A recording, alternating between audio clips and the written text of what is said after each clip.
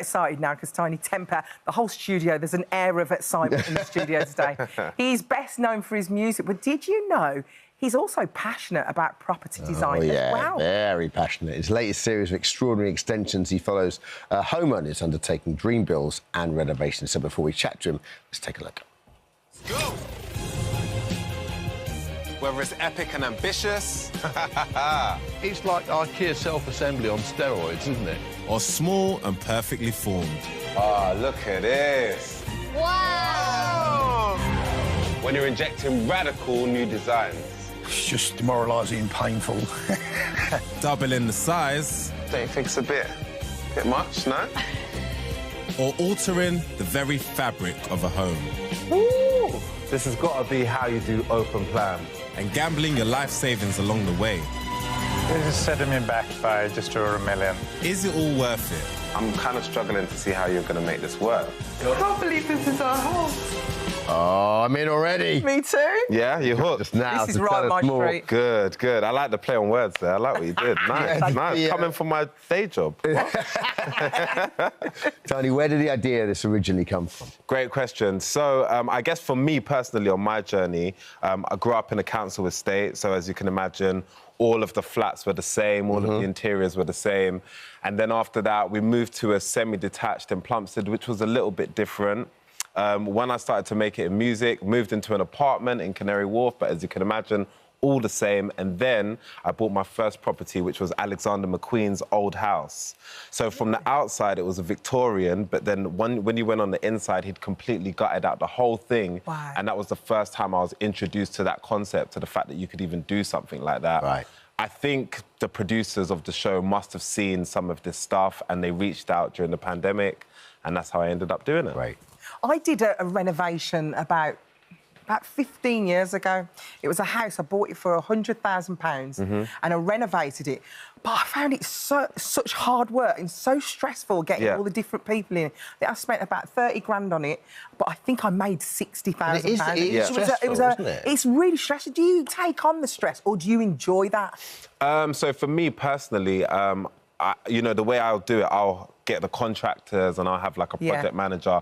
And for me, I try my best to not take on the stress. Like for me personally, my day job is stressful enough as it is that I don't want to like concern myself with all of that. But what's actually been great about doing this show is you meet all these, you know, different types of couples, families, and, you know, just like you're saying, Alison, sometimes they put their life savings into it, sometimes they're project managing it themselves, and throughout this show, you get to experience and go on a roller coaster of all their emotions. And so, yeah, watching them and actually, like, feeling empathetic for them has been quite an experience. There's something about our society, isn't it, that we are drilled into. That is how, you know, and it's so hard for that younger generation to get in. But when we were all kids, you were drilled into you grow up and the first thing you can do, if you can, is you get a mortgage. Yeah, right? Buy a house, especially, I think, with working class parents. Yeah, I think we all have. absolutely, right? So I'm really so interested in that story of yours. Your Nigerian parents come over and the first thing, the only way you can actually make good money was, well, I get a house. 100%. Flip the house. 100%. So, yeah, very humble beginnings. Like I said, grew up in a council estate in Peckham. And I really saw my mum and dad when I was around 11 or 12 planning, you know, actually working on our social mobility. And it felt like the only option at the time, from what I could understand, was if we buy this house, you know, if we get a mortgage, buy this house, do it up, maybe we can get equity on it. And again, being privy to those conversations definitely made me a lot more interested in property. It's in the blood. Yeah, and if they never did that, who knows, I probably wouldn't even be here today. Yeah. So, yeah. Well, let's talk about some of the houses, because there's 3 properties. There's, is it Chinese Vaults? Yeah, Chinese Vaults, Tell us about that. Yeah, of course. All right, so Chinese Vaults. Here it is. Oh, lovely. Oh, OK, cool. Do you know what? Why not? Let me get my placard so we can do it like extraordinary exception style. This is beautiful. Right. So, take a ride in the secret elevator. Oh, yeah, I'm sold. To reach the basement of the property where you'll find an underground playground. Oh, stop it. Features a soundproof music studio, so that's one of the things I loved most about this property. You wouldn't even guess, but underneath it's got a state-of-the-art recording studio. I felt like just squatting in the house and just staying there. And then 1920s fully stocked bar, which feels a bit like a speakeasy. Is that the lift you gave? Yeah. So the lift just kind of pops out of nowhere and takes you down. Take one person. Yeah, it is slow as hell though. So we had to speed it up in the post-production. Oh, it's in the ground. Yeah. How good is that? That's pretty cool. Really That's cool, a cool house. Yeah. Nice. OK, what about the North London home? OK, right. So the North London home, are you ready, yeah? Yeah. Yeah. OK, this home feels like a 5-star hotel. Enter the house to find 20-foot high chandeliers, aquarium room dividers. Oh, my Lord. And it also features a wall-to-wall pool and also a spa treatment room. There's also a cinema room and a gym. Can I just say, Tiny, you look like you belong in that house. Do you know what? Thank you, Alison. Thank you. You look Music like to you my belong. ears. And then the final one is the curved house. Tell us about that. OK, so the final one is the episode that just came out last Friday. Yeah. Oh. So there's a new episode this Friday again at 8 p.m. I want to live there. But these guys are actually old friends of mine. So Really? a lovely guy and his wife called John and Heather, and they were big dogs in the music industry. They used to have all of the sound equipment, and basically everyone used to hire off of them. Look at them now. Yeah, I think they sold the company, they've retired, and then they've done this incredible house, which basically has a state-of-the-art spa, leisure complex. It's all eco-friendly with the heating pumps, and they've got a jacuzzi there, sauna. It's incredible. Did you take any inspiration from any of the bills that you saw and used it in your own life at all? My plan was to take as much inspiration as possible from all of the bills. What did you take? So basically, I recently bought a new studio in northwest London, and this studio is actually going to be open to the public. So there's 5 studios, there's a studio complex, and one of the things I saw in John and Heather's was this thing called AccuPanel. What's that? So basically, he plugged me with these guys called Wood Veneer Hub, and they basically have these wall panels that are like little, I don't know, walnut slats, basically. I love that. I love that. Yeah, and so style. here's me in the studio basically trying to do a bit of sanding on the floor and eventually get some of these panels up. You get your hands dirty on the show as well, don't you? Muck in. Yeah, a little bit. But I think watching how the couples got their hands dirty inspired me to actually do my own bit of DIY. Well, you save quite a little bit of money if you get involved and you don't, a little bit. Get everyone out. You can save a lot. Yeah. And there's so many videos now on TikTok and on Instagram that you can learn how to do units and stuff like. Sorry, Definitely. I'm obsessed. No. I love stuff like. But it's so interesting because a house renovation budget can suddenly just easily just go. You put the first figure down and you may as well just double it or triple it. Yeah, definitely. Can we just have a word? Because you're one of the sort of defining artists, right? When you started out. Mm-hmm. In 2010, you must be. What do you think of the music industry is at now? I mean, it's so. You must feel very proud of the trail that you blazed. 100%, Dermot. Yeah, I'm so proud of where British music is, especially black British music. Just being entirely real. I remember when I first started rapping was almost a joke in the UK. When I first started, people never believed that we could end up, having our own 50 Cents and Jay-Z's and whatnot, and now that's very much happening. So I feel like you said, I've definitely blazed the trail. But I also wanted to be able to show other sides of my personality, and I'm definitely music is my passion and my main day job, but I feel like I'm more than that, and my brain takes me to other places. And so this was a perfect opportunity to do that. I feel like this show, we get to know your personality in this show. I think it's going to be great. I'm very excited about it. Extraordinary Extensions continues tonight on Channel 4 at 8 p.m. Thank you, Tiny. Thank you so much. Good to see you.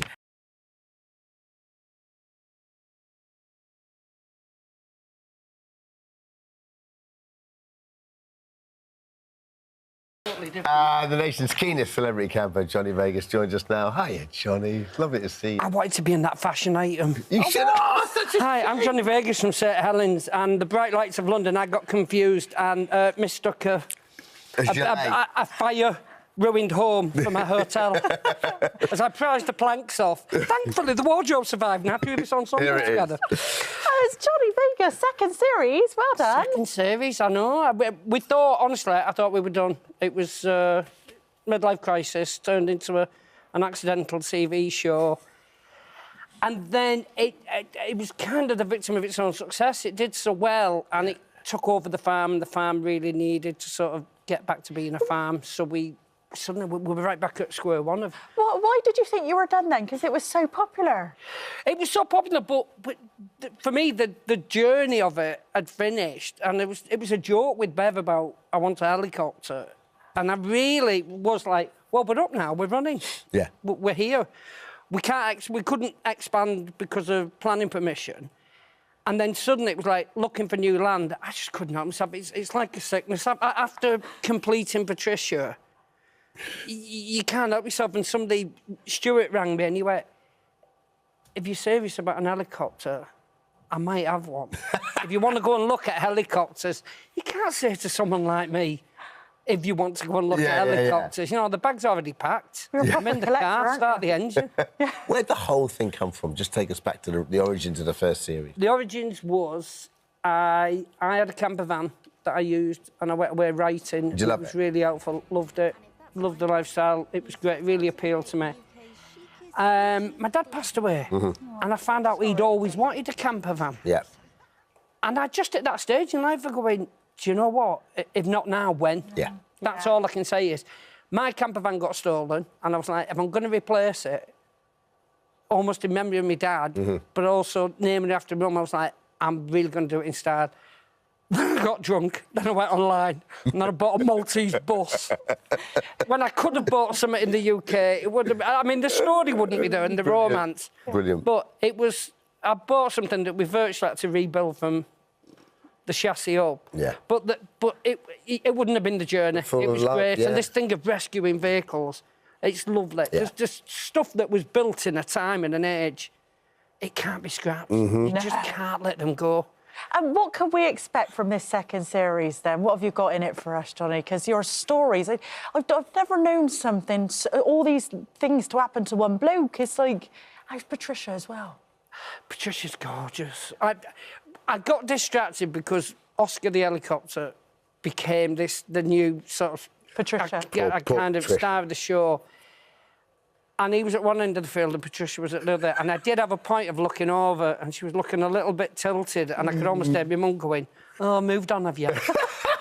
And I went back and I stayed on Patricia and I'm talking to a bus. I'm going, you're still my number one. You know what I mean? Yeah, you are. You might be a bit flashy, but promise me, I'll always She's luxury. She's out and out luxury. I mean, Oscar's brilliant. The boat we rescued was madness. Yeah. For the amount of rebuild and what we had to do to make something of it. But now, it's stunning. It is I'm not just saying it, it's the most romantic getaway. Don't stay on Mahala if you're not getting on with your partner. But because there's nowhere to go. But the lovely thing is, by doing all this, like, restoration stuff, you find your people as well, because you find the tribe, don't you? Absolutely. I mean, in the first series, finding Jim and Claire, that's what led to the glamp site. I had no intentions of opening a glamp site. It was just going to be a solo project. And when Plum got in touch and got me told, I think they knew what they were doing. Yeah. You suddenly go, we've all got the same intentions. Stuart, with Oscar the helicopter, was just the hours he put in. And again, going to Jim, you find these people that don't reject these mad ideas you have. And that's the real... It's kind of a good kind of infectious energy of going... Talking of finding your tribe, we got to ask, how's our Bev? How's Bev doing? Better than me in every way. She's organised, she's driven. Still having a few arguments? She runs my life. This series, I was on site a lot more, and there was a lot more kind of hands-on getting the site up and running. Yeah. And we had our moments, and without flagging up, like, I'd gone through the process of being ADHD. You know what I mean? Oh, you've had you've had a proper I've had the diagnosis, yeah. And there was times with Bev where you got, Bev, you've asked me 15 questions in the space of 10 seconds. Yeah. My brain just locks, you know, and you go, you've got to slow it down. You're super organised. Yeah. I'm not. Yeah.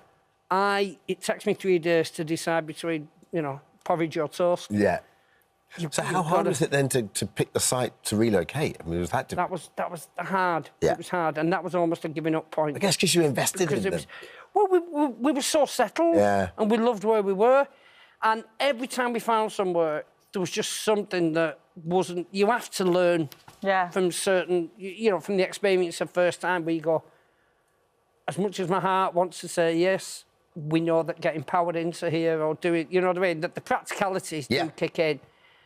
And I was astounded when Melbourne Hall reached out to us because it's such a beautiful, beautiful setting. The glamping site at Melbourne Hall opens in April. You can buy tickets to stay there now. And Johnny Vegas Carry On Glamping starts Wednesday, the 24th of January, 9 p.m. Thank you. I never remember to say all the important stuff. Thank you, Johnny We got Vegas. your back, Johnny. Always a pleasure to have you in the studio. I'm already sitting here thinking, will I cut me on her later?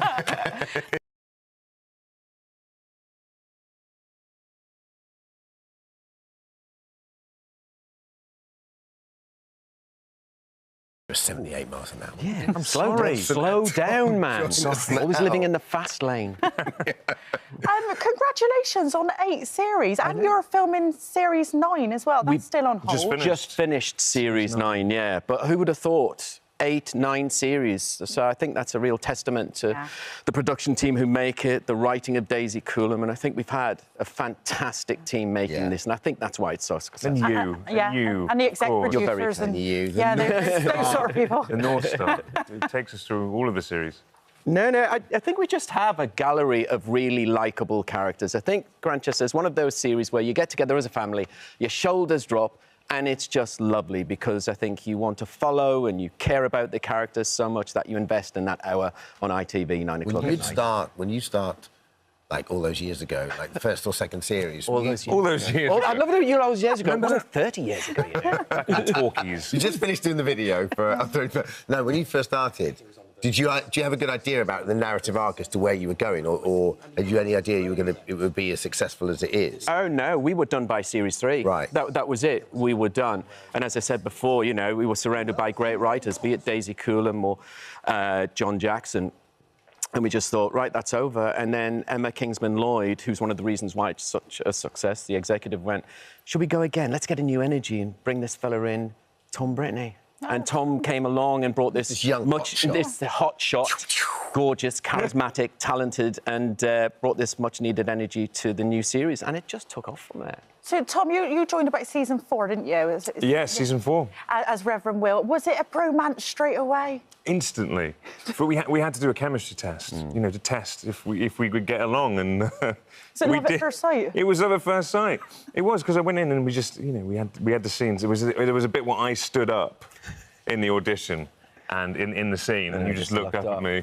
And it was quite an endearing moment. But it was just one of those things. Tom just walked in and it was there. He didn't need to say anything. It was there before we actually were doing the auditioning. And sometimes that's how it is.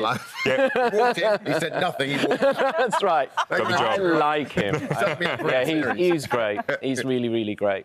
But no, it's a great combination of crime-solving, you know, compelling characters and relationships and heartfelt storytelling. And it's a great combination. That must be the nice thing is that as the show progresses and you can, because it's got such a fan base and it's so well loved, it gives you the opportunity, I suppose, to indulge. You know, you can actually develop your characters a bit more rather than you just solving another crime.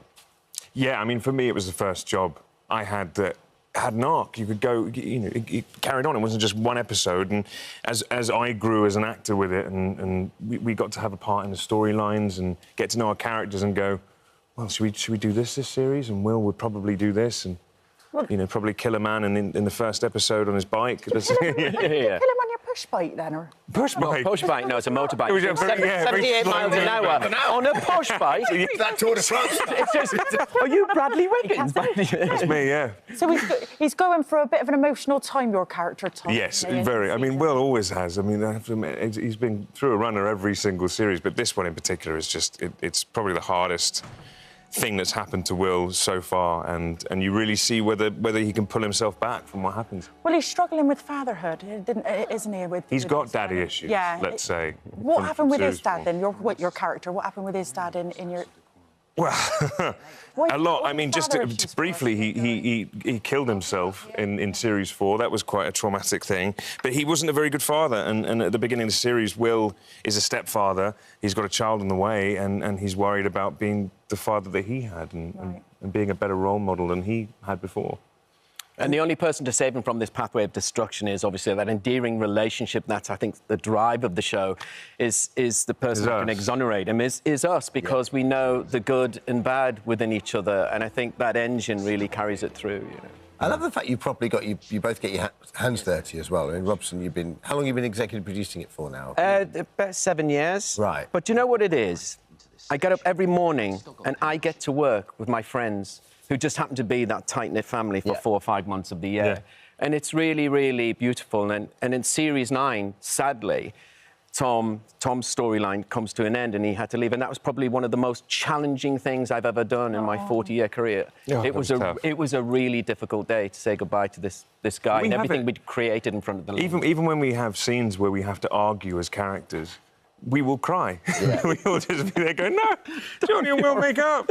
So it was, I mean, yeah, having to leave at Series 9. Oh, it was one of the toughest I've made.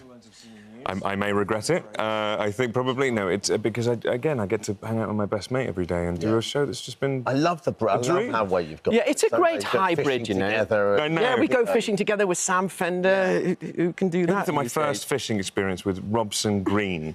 TV fisherman Robson Green. I mean, and Sam Fender. Yeah, I think I peaked. Ways like this guy. Yeah, I was in Australia last year. I was doing a fishing show in Australia last year, and I sent him a picture. I caught a southern bluefin, 30-pounder. It was a beauty, and everybody was going to eat it. It was going to be fabulous. So I sent him the picture of this southern bluefin. I went, "What do you think of that?" And he replied with a photograph of him and Cameron Diaz, who were filming together. And he went, "What do you think of that?" Yeah. So Cameron Diaz trumped my tuna. No, I would have rather been fishing. That was the real dream. Yeah, it was great. Was this filmed, or was this just having a nice time together? Was this all filmed, you guys and Sam Fender? Or... Just having a nice time. Just having a nice time. We did a music video afterwards. Yeah. No word of a lie. We were fishing with him. Sam's a mate, and he rang me up and said, "You take me fishing?" I went, "Of course I'll take you fishing," because he knows every episode of Extreme Fishing with Robson Green. It's his guilty pleasure. Anyway, we were on the boat with him, and he went, "Do you want to be in my pup video?" So we're in Howden Oldie Death Queue with Sam Fender playing the guitars. No, we're in a Sam Fender video. Amazing. How good is that? Tom, you directed a few episodes. I did, yeah. I directed an episode in Series 7 now. Would you like to do more of that? Definitely, yeah. I'm trying to ramp up to do a feature film, if I can. I mean, I love it. You've got such a brilliant cast. I mean, what's it like working with them all? I know you touched briefly on it, but... Well, it's the hybrid of the series. I mean, you've got these really dark, edgy, uncomfortable scenarios, but above it, you've got a cast who are capable of levity and humour. Tom's got great comic timing. So has Al Weaver, who's a master of it. You've got Tessa Peake-Jones. You've got Casey Ainsworth.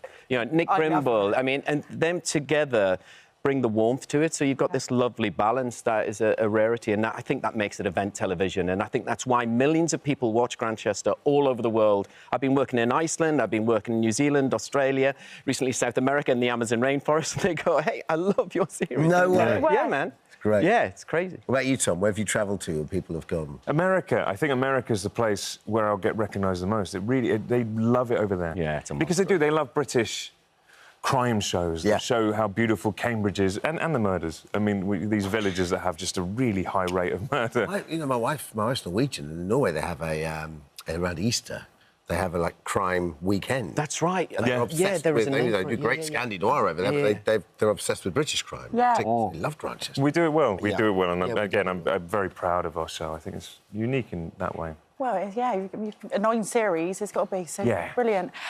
Soldier, can we ever expect it to come back? What? Me and Drew? I'm too old, no, man. You're not. I'm 60 this year. You're very kind. Have you met my agent? Where they've been out. You'll be running the MOD. No, you know what? When I was 7 years old, I used to look at someone my age and think, how are you still alive? and may that kind of thought process continue. But no, it was good while alive. Yes. Yeah. And it was good while it lasted, Soldier. I'd love for it to come back as a special, just a one-off special. OK, I'll do a one-off. All right, thank you. Grantchester, Series 8 airs Thursday, 9 o'clock on ITV1 and ITVX. Thanks, guys. Thank you. Thank you very much. Thanks.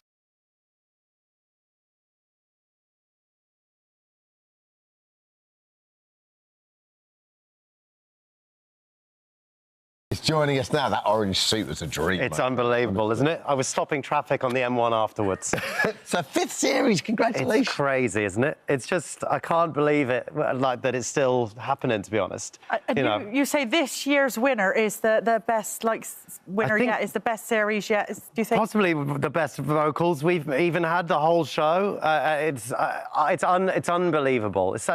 This is what's so lovely, this series, for us, because usually I come on this show before the series has even started to sort of promote it. It's so nice to come in after 3 episodes, because I come on all the time and I go, it's the best series yet, it's best series yet. People don't believe me, but we've had Dionne Warwick. I can't believe And she's gone out. It's mad, right? It's unbelievable.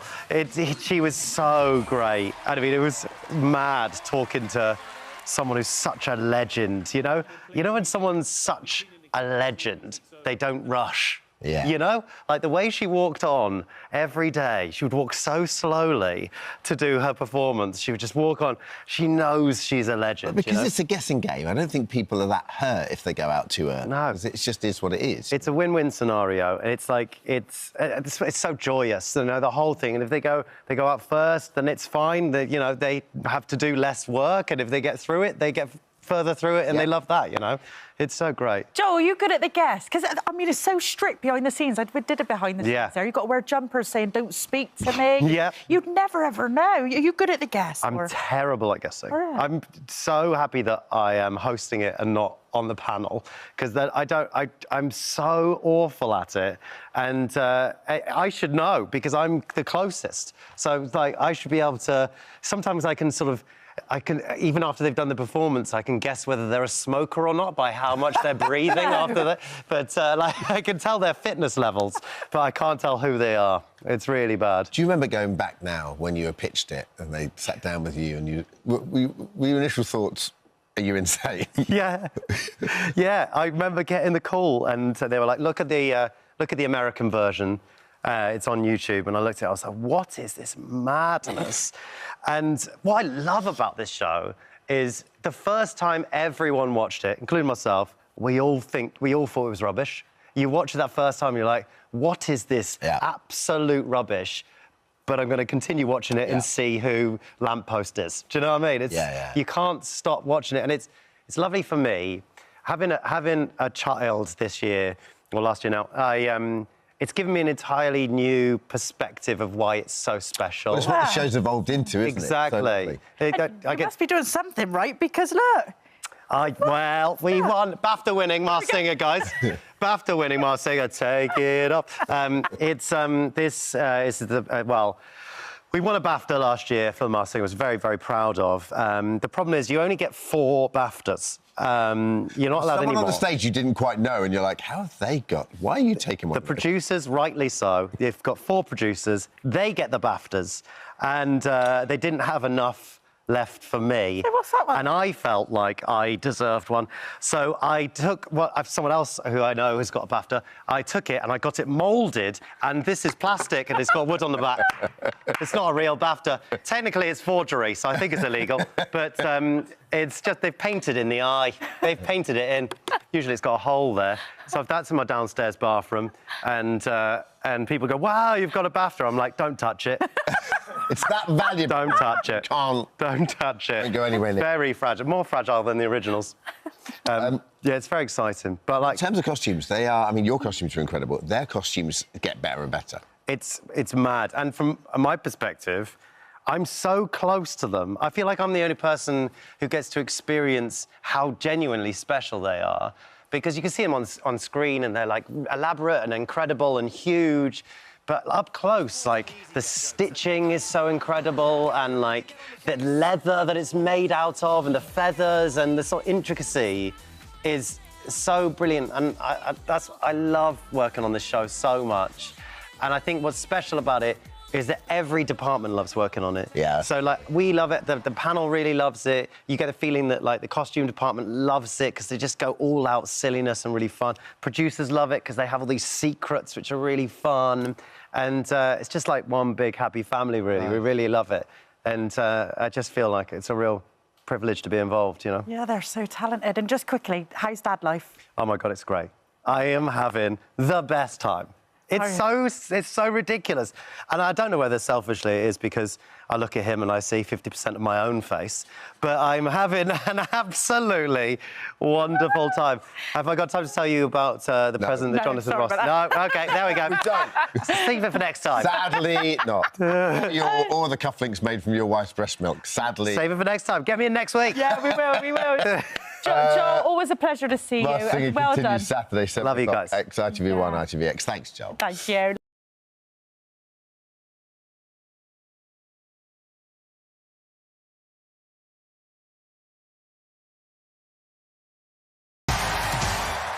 Welcome, guys. I mean, this is coming home with me. Welcome, guys. Thanks. Thanks for having us, Dermot. Thanks a lot. Legend doesn't get much better for you than this. Was it the dream to be the gladiator? I think, to be honest, me being a gladiator is more everyone else's dream. You know what I mean?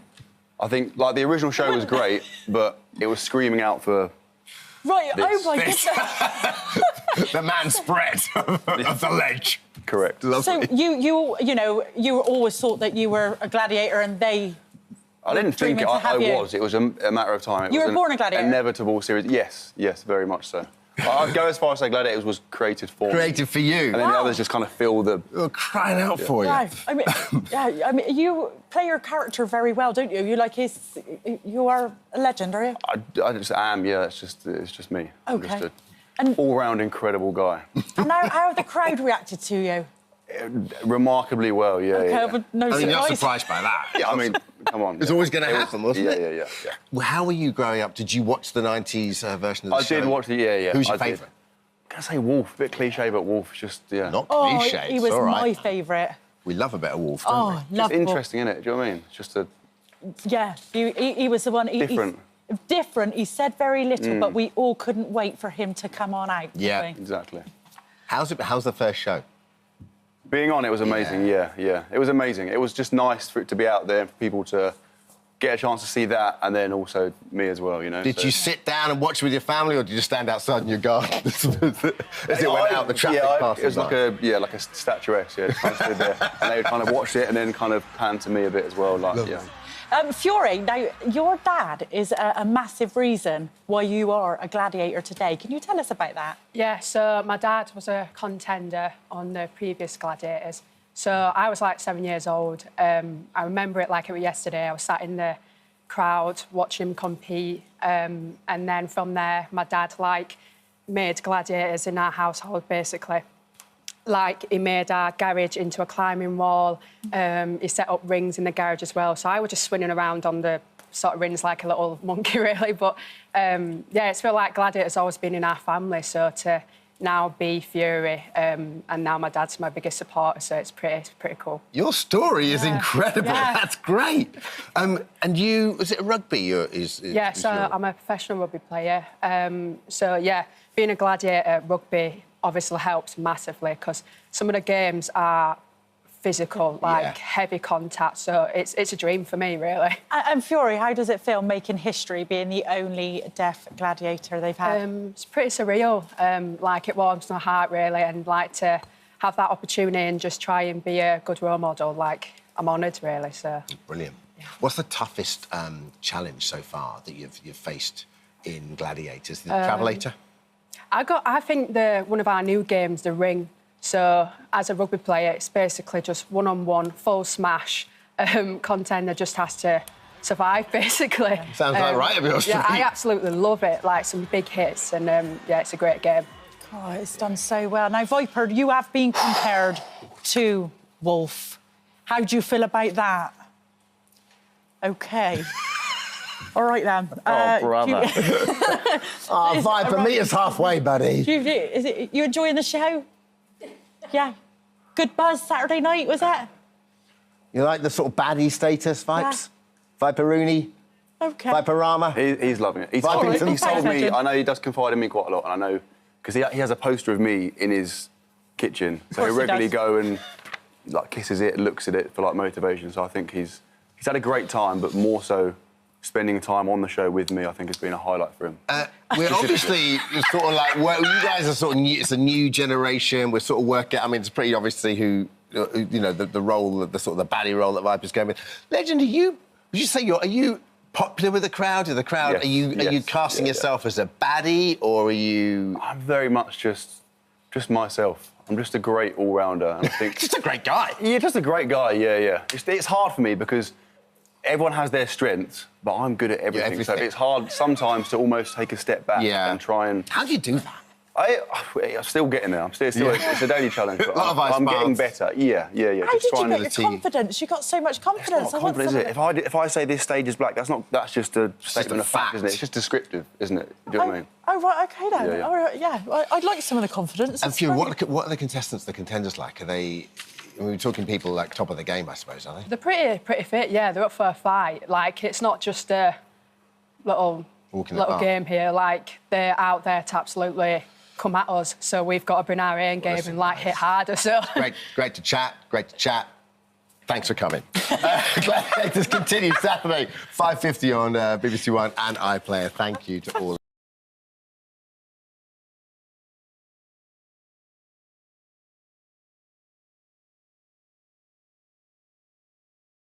Oh, and Anne and Sean are with us now. Welcome. Anne, I haven't seen you since we did Cooking with the Stars. Absolutely. I mean, I've seen you on telly, but we've not actually met again. How are you after that?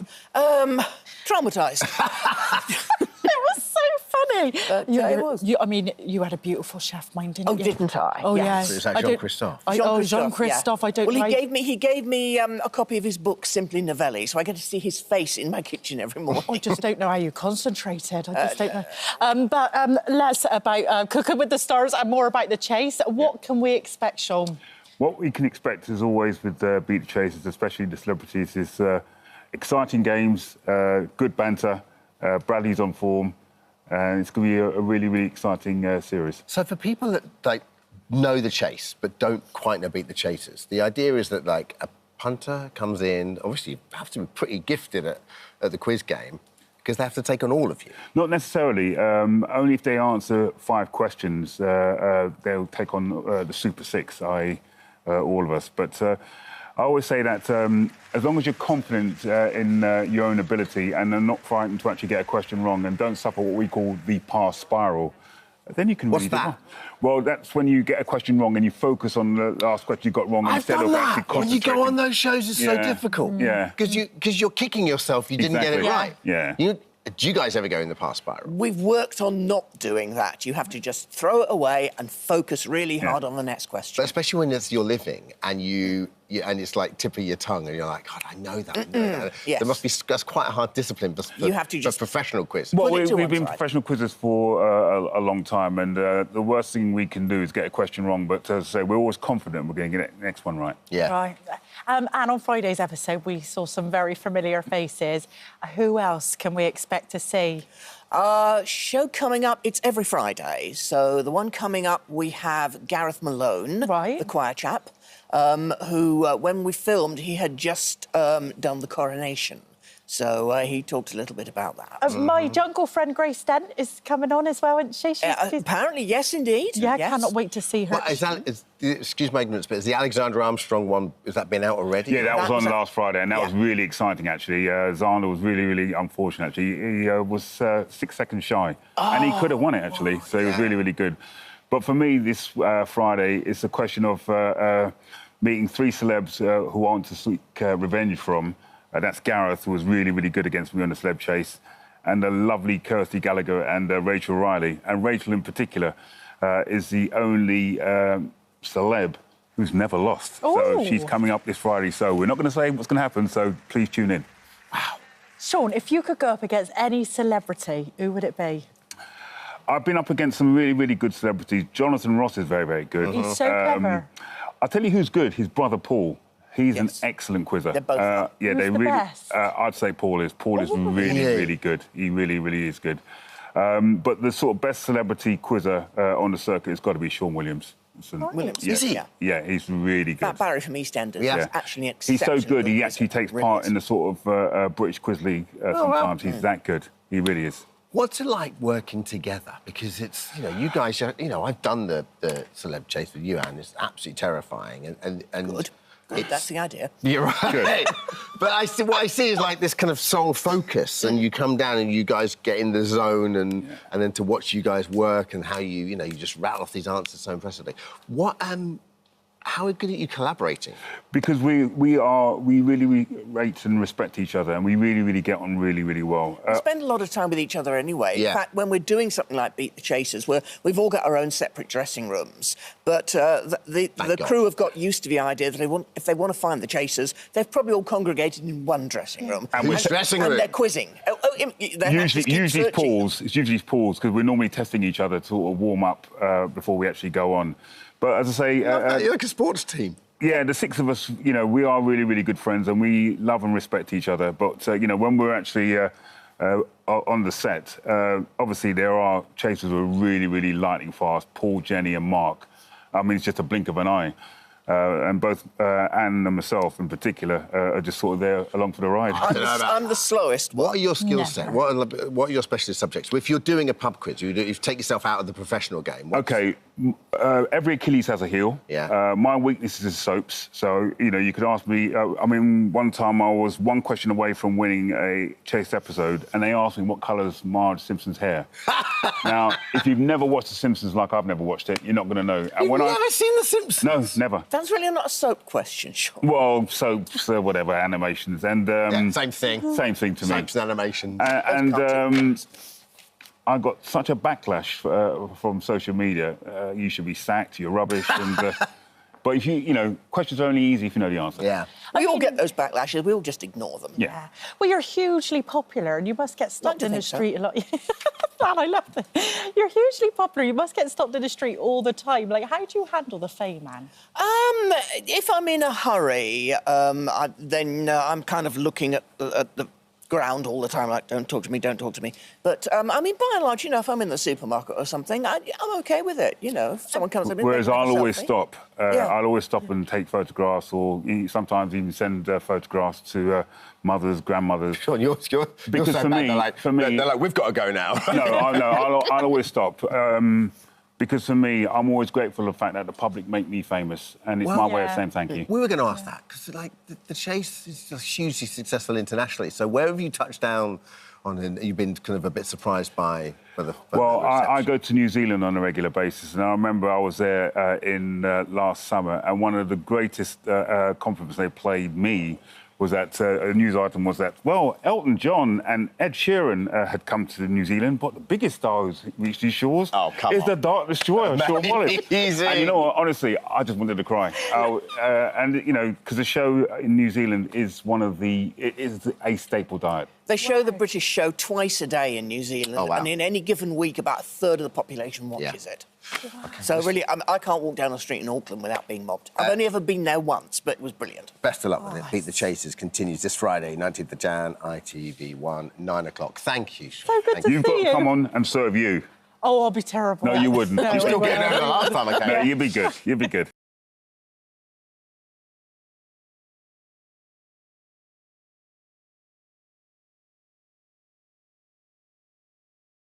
For all of that, she is one of our regulars here on This Morning and the guiding force behind finding love on Married at First Sight.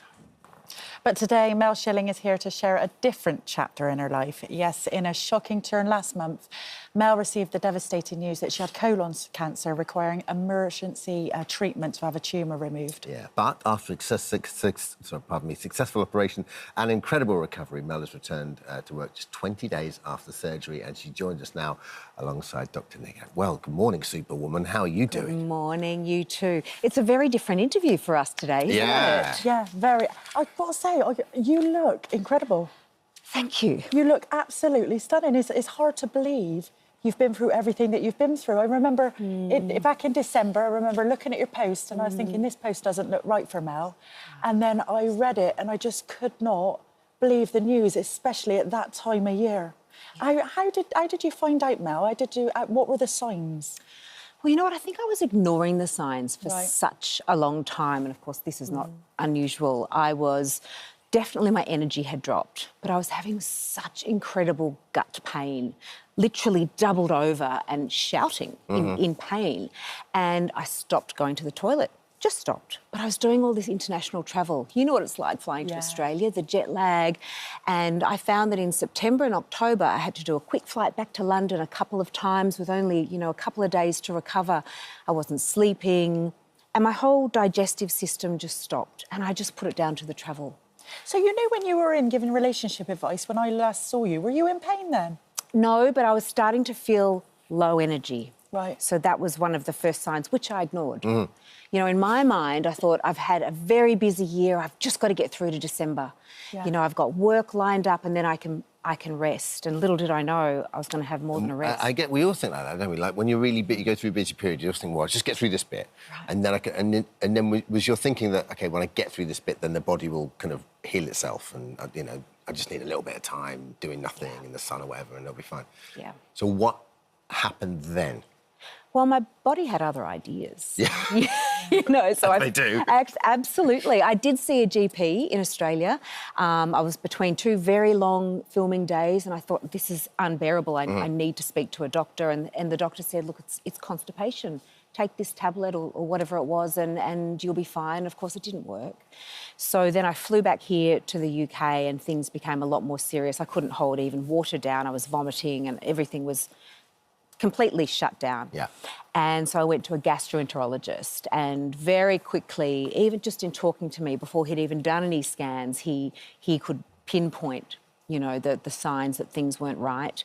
And I think for him, it was the unexplained weight loss that was very alarming, which I wasn't aware of. I don't weigh myself. Yeah. You know, that's not something I focus on, but he had seen that. And so got me in for a CT scan within 24 hours. And what did they find on the CT scan, Mel? Well, they found Terry. Right. You've nicknamed your tumour? Yep, Terry. So Terry was right there, the size of a lime, right there in my colon and blocking everything and trying to take over. Lime. Yeah, yeah. Could you feel it at all? Could you feel the tumour? Not physically, as in like a lump, but the spasms, constant spasms were going off. So that I was very aware of that. And so they looked at the results of the CT scan, brought Gareth, my husband, and I in and sat us down and we had that talk where they literally say, he says, you have cancer. And but you were so lucky, weren't you, in terms of how, like, when you went and when you got your diagnosis? That's right. It's that's why I say this is a good news story. You know, it's absolutely been tough, but it was a reasonably early intervention. I mean, it was stage 3 cancer. Right. You know, still very, very serious. You could have waited much longer, I'd say, no? If I'd waited, I don't know, maybe a month or so longer, it could have been a very different story. String in doctor again. So I guess it just goes to show if you trust your body, right, and if your body is just telling you something's up, go and get it checked out. And listening to your body when you have so many other things going on is really hard. And we were just talking off air and we're saying as women, we downplay and maybe gaslight ourselves going, it's not that serious, I'll power on, or think it could be gynecological rated. We don't even think it could be bowel related. But the symptoms of bowel related issues are the ones that Mel has been talking about. So it's that variability in your bowel. Sometimes you could be constipated and then sometimes you could end up getting diarrhea. But who of us actually diarizes or keeps an eye on our poo every day unless you have that background thought or that there could be something sinister? Pain is a factor as well, and sometimes it can be specific in one area, but it can be vague. It can be just a dull ache that moves around your stomach. Bloating could be another symptom. Bleeding from your back passage. So that could be that you go to the toilet and actually sometimes it could be just wiping that you need to be aware of. But when we think of bleeding, we think of red blood, but we're looking for more black poo. Or streaks of black going through your poo that you might need to discuss with the doctor as well. Feeling of fullness, as you were saying. I couldn't even have a glass of water because Terence or your tumour, whatever you name them, when it grows, it takes up space in your stomach for you. And unexplained weight loss, fatigue, general malaise, just not being able to cope with day-to-day things, sleeping a lot more than you would do, unable to follow conversations and stay concentrated on your line of work because your gut is taking over that distraction. And the symptoms are so stark when you put them out and you're like, oh, yeah, of course I'll pick those up. but they're so vague when they're actually happening to you. Is there any ways to prevent colon cancer? You know, what's the best preventions or? There are so many ways that you could just say, be mindful of the symptoms. So doing this piece is so important because it puts it back into the forefront. Having a really great diet, so your 5 fruit and veg a day, lots of fibre, water, hydration is really important in that. If you know that you smoke, please stop smoking and cut down alcohol as well. Then also look at your weight as well. We know that those that have a higher weight, then they are more predisposed to getting, say, bowel-related symptoms or cancer. So maintaining a healthy weight for you is really important. And obviously cutting down red meat or processed meats. But even you could do the best things possible, but knowing your body and taking those symptoms to the doctor and just having it in the back burner and going, I think this is what's going on, would be a good idea, because I unfortunately have some patients who do everything right and then still end up getting, because you don't smoke and you lead a really healthy lifestyle. For you, it's more the travel. You're so healthy now. You are so healthy. So surprising. Mel, how are you now, and how's your family now? Are they all right? Because I know your husband did have some bad news, so he did a little while ago. So yeah. to be hit with this now, is he okay as well? He's doing really well. I mean, he's my rock. He's my absolute rock. But it hit him hard. You know, I think when we were in that doctor's surgery and we heard that news, I went into just practical mode. I was thinking, oh, but I need to work. You know, it was totally irrational. But that's what I focused on because I felt I could There's control a helplessness when it happens to someone else. And that's what Gareth felt. And you just feel that no matter what it is, it's cancer or heart disease, or you just feel there's nothing I can do here. Whereas when it happens to you, I feel like sometimes, you know, when my father's saying this was heart disease, you just compartmentalise and you just go, okay, I have to do what I need to do to get through this. How are you doing? Because like you're back at work, and I know you've got some chemo to come. But it feels like you're just back to doing what you do. And do you think there'll be a moment down the line where, in 6 months' time, where you're sat on a beach or something, you just start to process what your body's been through? You know, I am starting to process now as well. Because I know myself so well, my tendency is to just keep going and to keep working. So, yes, I'm having all of the medical intervention, but I'm also going Eastern as well. So I'm having Reiki, I'm having quantum healing, I'm starting journaling. And so I'm really trying to balance, you know, out that medical side with a more holistic side, because that's what I tend to ignore. And I know that I need to process this in my body. Because it's hard, right? If you're in a bit like so many people now, that you know, they're watching us at home and think, well, this is fine, but I've still got to work and I've still got to get out there and provide.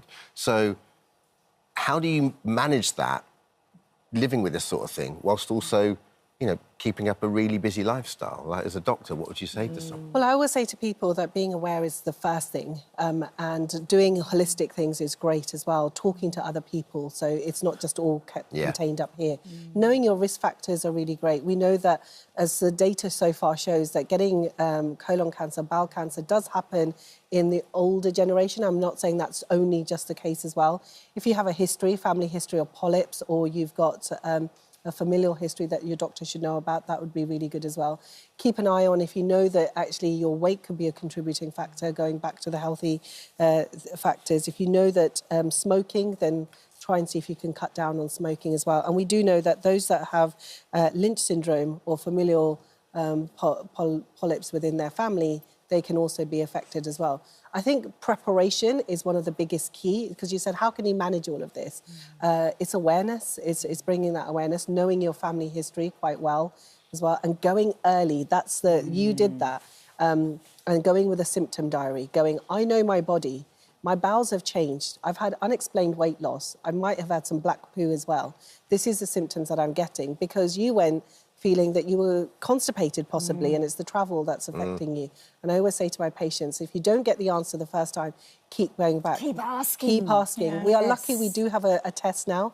So we have what's known as a fecal immunological test, a FIT test, that your GP can do, which is very specific at picking up very, very early signs of bowel cancer. It's so easy for a GP to miss this. But we need to ask for it. Yeah. And even if we forget the terminology, just say to your GP, I want a poo test. It's as simple as that, isn't it? Just say, I know things are not feeling right, give me a poo test.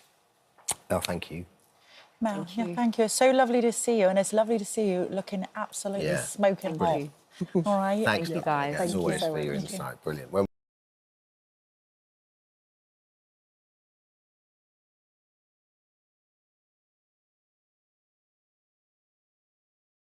hope you're starting to feel a bit brighter this Monday, as all morning we've been trying to lift your spirits on what is considered by many to be the most miserable day of the year. We're not having it, are we? We're not having it. We're not having that. Sam Thompson spent the morning spreading some joy in Shoreham by Sea in West Sussex, which was recently declared the most unhappiest place in the UK by the Office of National Statistics. Not that we've seen, and all of that is about to change. Yes, Shoreham is set to become the happiest place in the UK because Sam is about to try and break a Guinness World Record for the most number of hugs in 60 seconds. Yes, he is. Current record stands at 87 hugs a minute, meaning obviously Sam has to do at least 88 people to break the record. How are we feeling, Sam?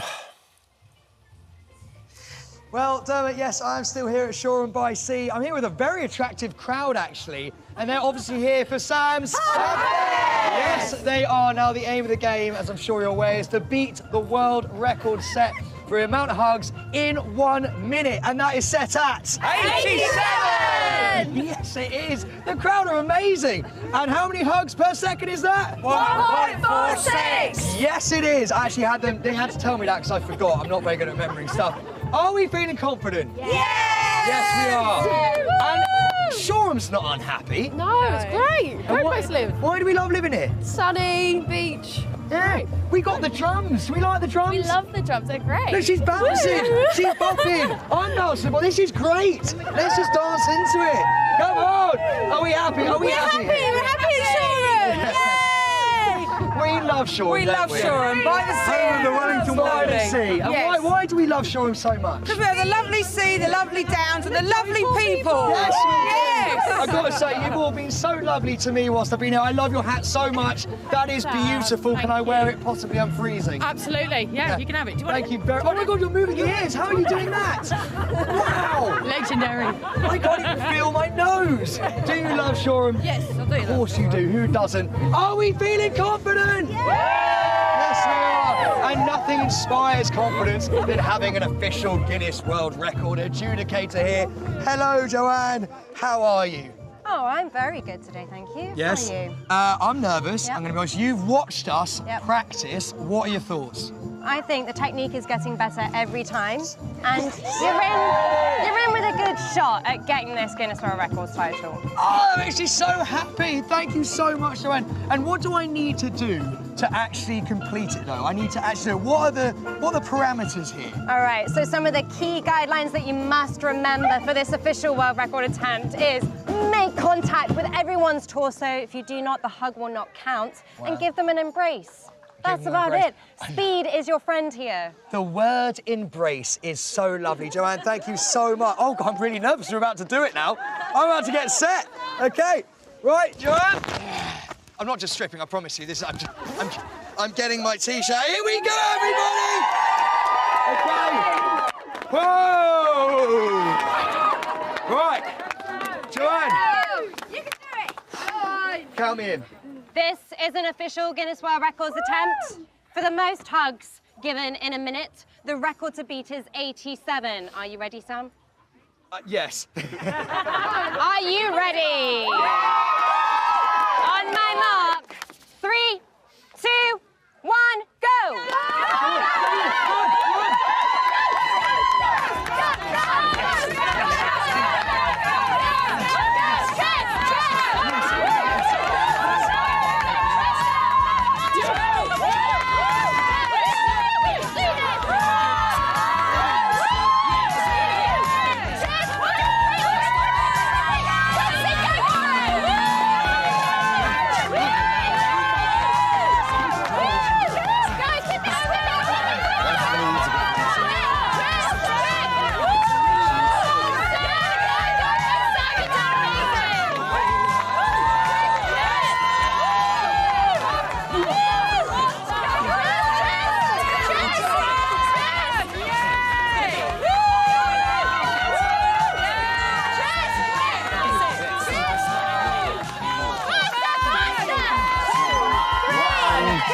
There we go.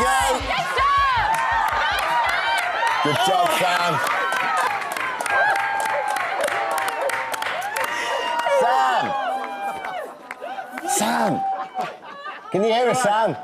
Tell me I can hear you, yes, Dermot. I think she I'm needs, exhausted. I think she needs 30 seconds. She only needs 30 seconds to just work out, I believe. How'd it go, my friend? It was amazing. I had the best time of my life. Sean, you are so great. Thank you so much. Joanne, what do you think? I think I have a result to let you know for this first official attempt.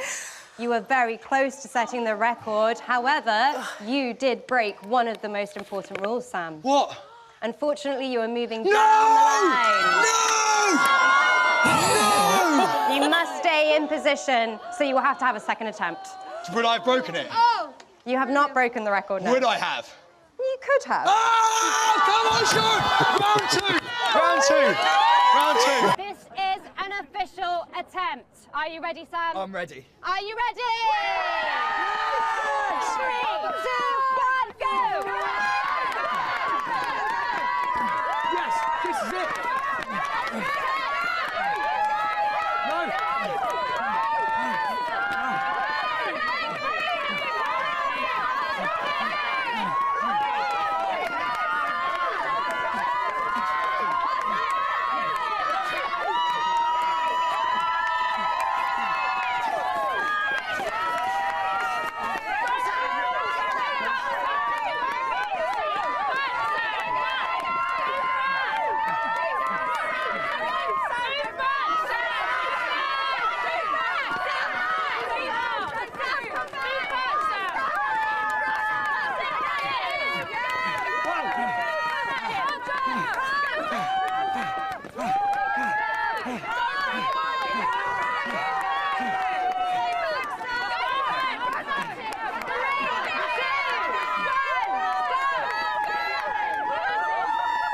Earlier, Sam Thompson came so close to breaking the Guinness World Record for the most number of hugs in 1 minute. He didn't quite manage it, but he's had another go. How have we done?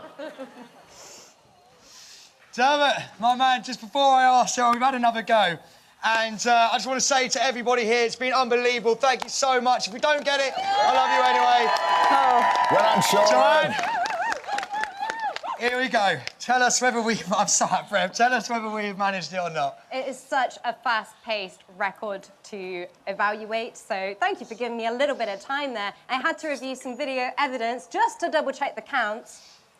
And for the most hugs given in a minute by an individual with a record to beat of 87, you achieved 88. Yes!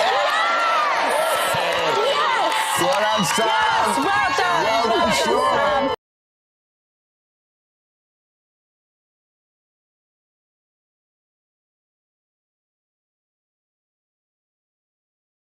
Terrifying.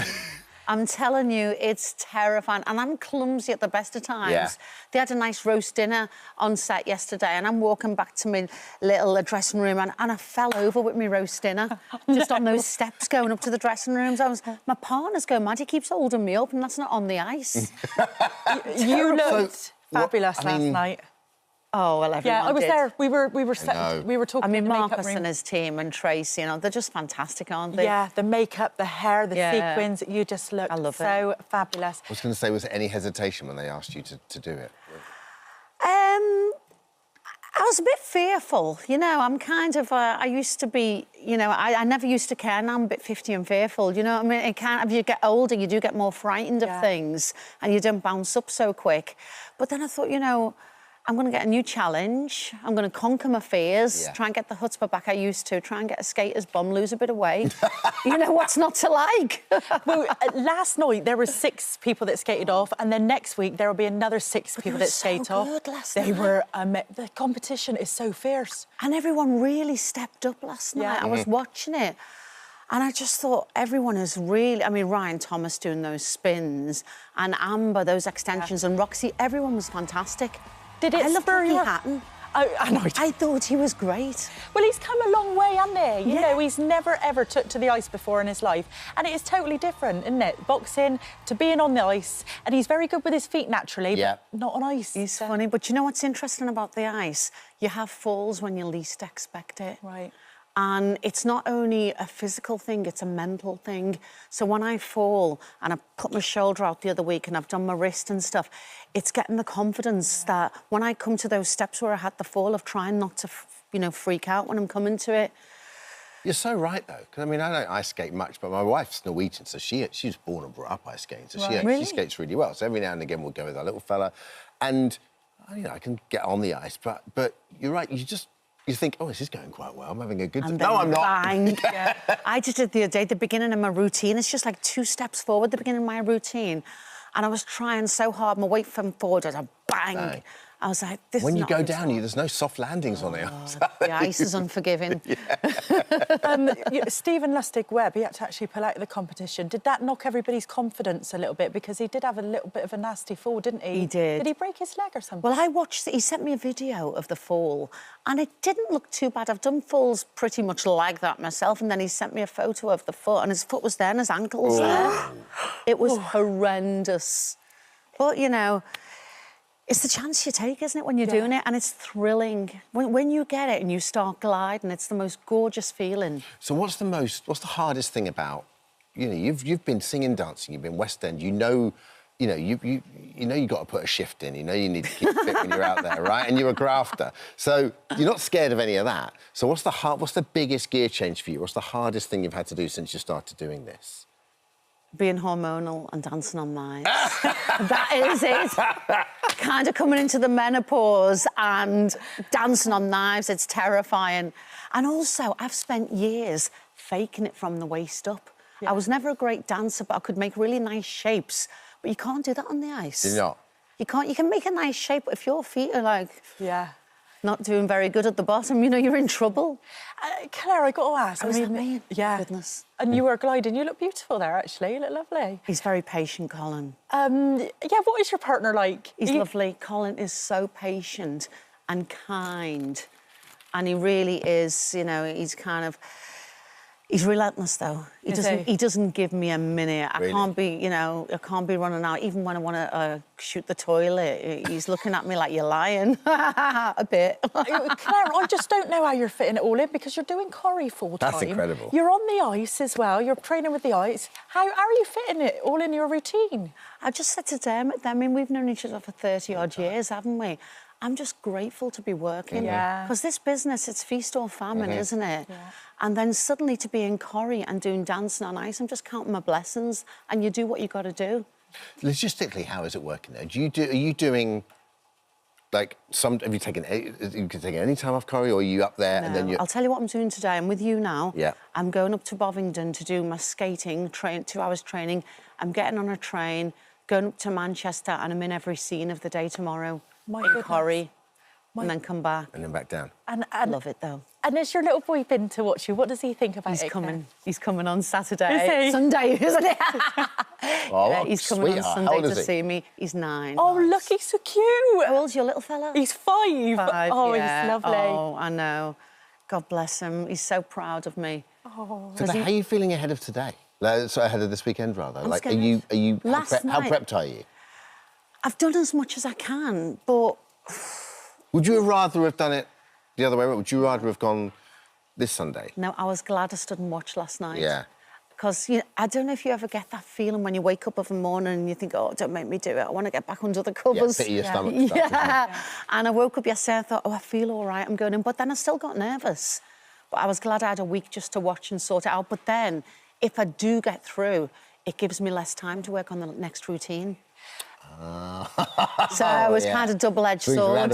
Yeah. Lots of your Corrie castmates have taken part in the show. Have they give you any advice at all? Molly has been fantastic. Little Molly Gallagher, who did it last year, she loved it. And she's given me loads of advice. Sally Dinover as well, come and found me and chatted to me. Andy Wyman. I mean, loads of them have done it, and not one of them has had a bad experience. They've all loved it. And a word about Corrie, because what a great character to be playing. Oh, yeah. I mean... Well, do you know what I love? The contrast, Emma, is, like, I'm so rough and ready in Corrie. No makeup, messy hair. I mean, look at Cassie. I mean, I look a mess there. So to go on Sunday night and get all glammed up in sequins and all the hair, it's great. You're just playing some... Sorry, Jeff. You're just playing some great part. I mean, you know, playing opposite Maureen Lipman so often. I mean, Dame Maureen Lipman. when they give me these two-handers, I get so excited. Yeah, I bet. And also working with Alan Halsall, we've got Jenny McAlpine back now, plays Fizz. Yeah. We did our first scenes the other day with the whole family back together at number 9, and that was lovely. Yeah, I bet. But, you know, working with Maureen, just watch and learn. I'm in the presence of greatness, you know. Well, Claire Sweeney, good luck next Sunday. I cannot wait to watch you. I really can. And you were great last night. Oh, I loved it. On your sledge. I couldn't Must be something lovely when you go there. You really pick up the atmosphere of it, don't you? And do you know what? It's like a family down there. Everybody's so warm and It's very friendly. loud, isn't it? I'm worried about not hearing Yes, the she beginning is. of my song. It was Your hair brilliant. looked gorgeous. You look very Frozen, like proper Disney. Oh, well, I loved every single second of it. It was fabulous, and what an atmosphere. There we go. Dancing on Us continues this Sunday, 6:30 on ITV1, ITVX. Claire Sweeney, thank you. Good luck, Claire. Best of Good with luck. it. Thank you. Coming up.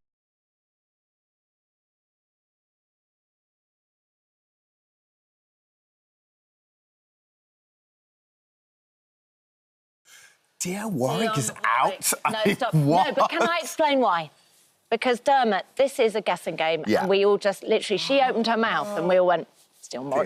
You knew straight away. She didn't even try and hide it. She didn't. Well, she didn't try and hide it. You can't hide it. No. But also, I think once we've all got it, then it's a bit where do we go with from that?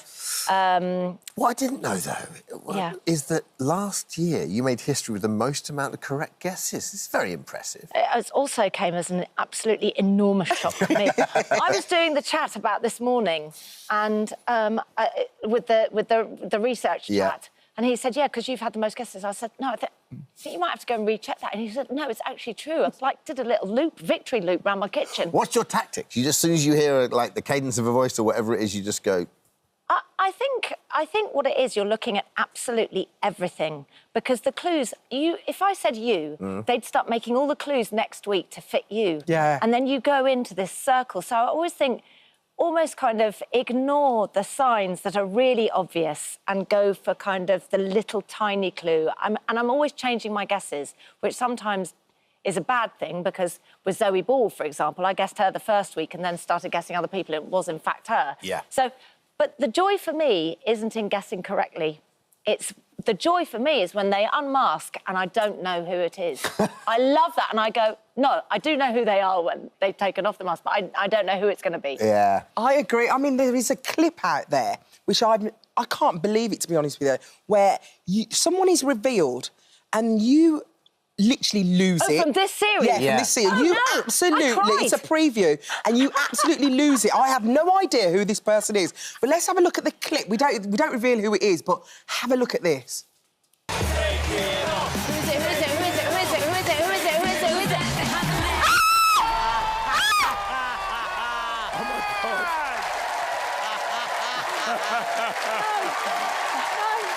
Look how she's running. You was like, what was it, those shoes? What shoes did you have? She was like wiggling. I'm sat behind a desk. I can wear the highest shoes you have ever seen in your life. I can't walk in high shoes. Little waddle. As you see now. I'm just going down the slope from the panel to the stage was lethal. But that's obviously someone you know well, and you Like, really well. Obviously surprised. Can't tell you. They must have cut it out, because I was there for a minute going, can I run to the stage? Can I run? I don't care. I'm going. And I ran because it was the most beautiful thing ever. It was amazing. To see who it is.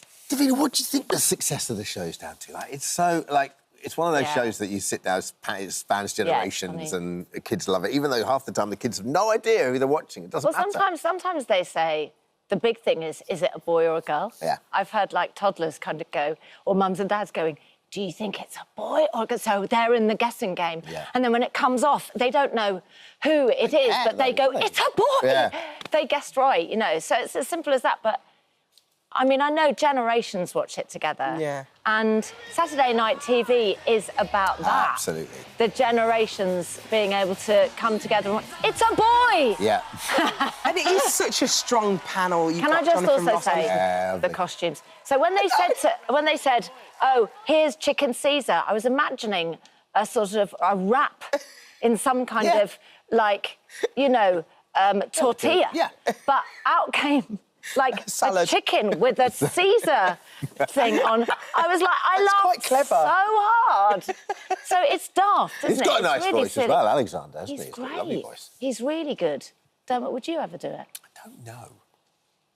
Do you know Charlie Simpson? That wasn't a no. That wasn't a no. That was not a no. Charlie Simpson was very, very nervous because it wasn't his thing. Yeah. But other people who aren't professional singers say it's one of the most I'm not a liberating. professional singer. It's one of the most liberating things ever because you can, yeah, because you're not seen. Yeah. because you're not seen. I just like it. It just seems like a Masked singer. nice. Get on the phone to Dermot right now. I think he might brilliant. do it. But I think I would know straight away because I obviously hear He you would every disguise single it. morning singing. You'd So disguise The Sky, I never ever guess it when I watch it ever. Shall I tell you the moment? Can I be a which is- judge? I'll be a guest judge. The Alison. moment which is most vulnerable is when you have to take your mask off and sing again. Oh, yes, of That for course. me yeah. is like, oh, I don't like it. I liked it when the mask was on, and then you have to take it off and sing as you. That's when you feel most vulnerable. That's interesting, isn't Yeah. it? But did you get into it by the end? I loved it. Did you? I loved being inside it. It was amazing. But I was only in a little special, so I was only for one day. Yeah. I can't imagine what it's like to do it every single week after week. We have to So talk much fun. about My Mum, Your Dad. Yes. I love this. I love the show, but I love the story of how it got made. You did? Like, because when you originally said there needs to be a Love Island for people in middle age and people who have, like, you know, about to embark on the second act, like, did you then go away and develop it, or did people get in touch with you? How did it work? I often say things and I don't do anything about it. Yeah. And I thought, I'm going to email the lady, Amanda, at ITV, who makes Love Island. And I thought, she doesn't know me. I've never met her before. But I was like, hi, it's Davina here. I think you should do this. And I thought, I'm never going to hear back. Literally 2 days later, she pinged back and she said, do you know what? We're not doing a midlife Love Island, but we are looking at an American format and we'll keep you in mind. So then I was like, you might not keep me in mind. I'm just going to annoy you. Absolutely. So I bet she was like that. Davina's just text. We've got our And presenter. then she was like, oh, my God, Here we she's go. messaged again, please You must stop. have been so happy with how it went, because it was just such a lovely, pure at heart show, isn't it? It was a pure at heart show, Dermot. I mean, that was the thing that I loved Happy about TV. it. It was literally just about finding love, but it was also about all the baggage that we come with and trying to take down those walls brick by brick sometimes that we build up because we've been hurt or we've been betrayed or we're grieving, you know, those things.